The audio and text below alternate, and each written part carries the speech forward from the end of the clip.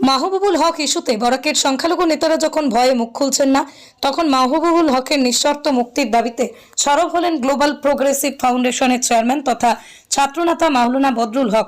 আজ বৃহস্পতিবার মাওলানা বদরুল হক ওনার প্রতিনিধি দল নিয়ে মুখ্যমন্ত্রীর উদ্দেশ্যে মাহবুবুল হকের মুক্তির দাবি জানান। তিনি বলেন, মাহবুবুল হক হলেন উত্তর পূর্ব ভারতের এক উজ্জ্বল নক্ষত্র, যিনি আসাম তথা উত্তর পূর্বে ইউএসটিএম সহ বিভিন্ন উন্নত মানের শিক্ষা প্রতিষ্ঠান করে ছাত্রছাত্রীদের উন্নত শিক্ষায় শিক্ষিত করার চিন্তা নিয়েছেন। ওনাকে গ্রেপ্তার করা মানে শিক্ষাকে পিছন দিকে ঠেলা। তিনি আরো বলেন, ভালো মার্ক দেওয়ার নামে 1.5-2 লক্ষ টাকা ঘুষ খাইয়ে ছাত্রদের পাশ করে দেবেন, এটা বিশ্বাস করা যায় না। আর যদিও এমন হয়ে থাকে, তাহলে ঘুষ দেওয়া ছাত্রদেরকেও গ্রেপ্তার করা হোক, কারণ আইন অনুযায়ী ঘুষ আদান প্রদানকারী দুজনই সমান, তাই ওদের গ্রেপ্তার করে কঠোর শাস্তি দেওয়া হোক।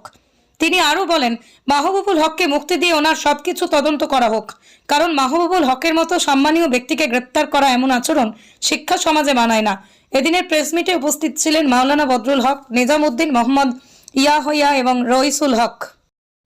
আজকে আমরা ইলেকট্রনিক মিডিয়া এবং প্রিন্ট মিডিয়ার মাধ্যমে আসাম সরকার তথা ভারত সরকারের কাছে আমরা একটা অনুরোধ করি যে আমাদের করিমগঞ্জের কৃতি সন্তান, আসামের গৌরব, নর্থ ইস্টের মধ্যে যিনি শিক্ষার ক্ষেত্রে আলোড়ন সৃষ্টিকারী ডক্টর মাহবুবুল হক, উনাকে আসাম সরকার তথা ভারত সরকারের কাছে আমরা অনুরোধ, নিঃশর্তে উনাকে মুক্তি দেওয়া হোক।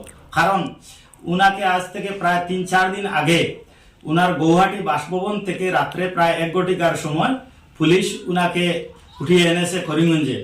তাই আজকের দিনে আমি বুক ফুলিয়ে এটা কথা বলতে পারবো যে আসাম তথা নর্থ ইস্টের মধ্যে যিনি শিক্ষা নিয়ে দিন রাত চিন্তা করেন, উনার নাম হলো মাহবুবুল হক। উনার প্রায় 30 বছর জীবনকাল সেই শিক্ষার দিকে গিয়েছে, শিক্ষার জন্য উনি কাটিয়েছেন।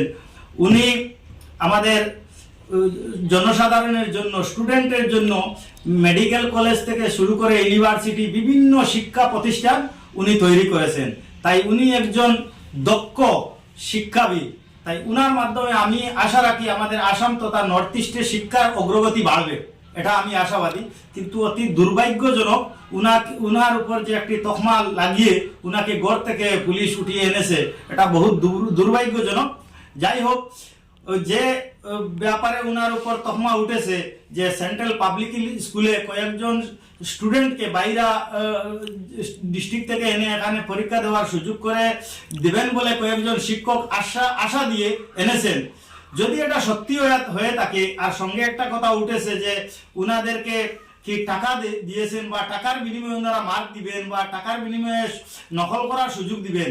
যদি ছাত্ররা টাকার বিনিময়ে এখানে পরীক্ষা দিতে আসে, তাহলে আমার কাছে প্রথম দোষী হবে ছাত্ররা, কারণ ঘুষ দেওয়া আমরা জানি অপরাধ, ঘুষ লওয়া অপরাধ। তাই ছাত্ররা যদি ঘুষ দেওয়ার বিনিময়ে এখানে এসে পরীক্ষা দেয় আর পরবর্তীতে তারা এই ঘুষের বিনিময়ে সুযোগ না পেয়ে তারা যদি গন্ডগোল করে, তারা যদি ভাঙচুর করে, এটা বহুত দুর্ভাগ্যজনক। গতিকে আমি সরকারের কাছে অনুরোধ করব, তাদেরকে ম্যাজিস্ট্রেট পর্যায়ে তদন্ত করে তাদেরকে উপযুক্ত শাস্তি দেওয়া, কেন তারা ঘুষ দিয়েছে এবং যারা ঘুষ নিয়েছেন তাদেরকেও অ্যাকশন লও। কিন্তু দুর্ভাগ্যজনক কথা হলো, মাহবুবুল হক স্যার তিনি তো এত নিচের দিকে তিনি নামেননি। উনাকে যে অ্যারেস্ট করা হয়েছে এটা বহুত দুঃখজনক। যাই হোক, এই ব্যাপারে আমি দেখেছি অনেক এমপি থেকে শুরু করে বিধায়ক উনারাও উনার মুক্তির দাবিতে পথে নেমেছেন এবং রাষ্ট্রপতি সহ বিভিন্ন জায়গায় মেমোরেন্ডাম দিয়েছেন।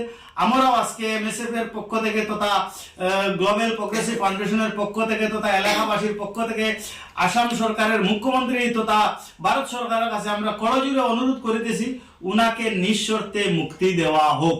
কারণ উনাকে অ্যারেস্ট না করে, উনাকে জেল হাজতে না পাঠিয়ে, উনাকে ছাড় দিয়ে, উনাকে সহযোগিতা করে যাতে শিক্ষাটা আরো ডেভেলপড হয়, সেটার দিকে সহযোগিতা করার জন্য আমাদের মুখ্যমন্ত্রীর কাছে জোরালো দাবি। এবং আমরা দেখেছি মুখ্যমন্ত্রীর সাথে উনার যে বন্ধুত্ব সুলভ আচরণ, কিছুদিন আগে উনি ইউনিভার্সিটিতে গিয়েছেন, এখানে উদ্বোধন করেছেন, একসাথে ছিলেন, এটা আমরা দেখেছি। পরবর্তীতে কি এটা ব্যাপার নিয়ে সমস্যা হয়েছে, আমি মুখ্যমন্ত্রীকে অনুরোধ করবো এই ব্যাপার আপনি না ধরে উনাকে ছোটখাটো সমস্যা যদি হয়ে থাকে এটা মাফ দিয়ে উনাকে কিভাবে আরো সমাজের বেশি কাজ করতে পারেন এবং শিক্ষার দিকে অগ্রসর হতে পারেন, এটা নিয়ে আপনি একটু চিন্তা করেন এবং উনাকে যাতে কম সময়ের মধ্যে ছাড় দিয়ে আমাদের সমাজের মধ্যে ফিরিয়ে দেন এবং সমাজের কাজ করার সুযোগ করে দেন, এটা আমরা জোরালো দাবি জানাচ্ছি। অন্যথায় বিভিন্ন জায়গায় দেখছি আমরা আন্দোলন হচ্ছে, যাতে পাবলিক ঘরে বসে তা হোক, আন্দোলনের কোনো প্রয়োজন নাই। শিক্ষা জাতির মেরুদণ্ড, তাই এই মেরুদণ্ডকে রক্ষা করতে সবাইকে একজুট হয়ে সরকারের কাছে আবেদন করিতেছি, যাতে আমাদের এই মহান ব্যক্তি, যিনি নর্থ ইস্টের গৌরব, ডক্টর মাহবুবুল হক, উনাকে নিঃশর্তে মুক্তি দেওয়া।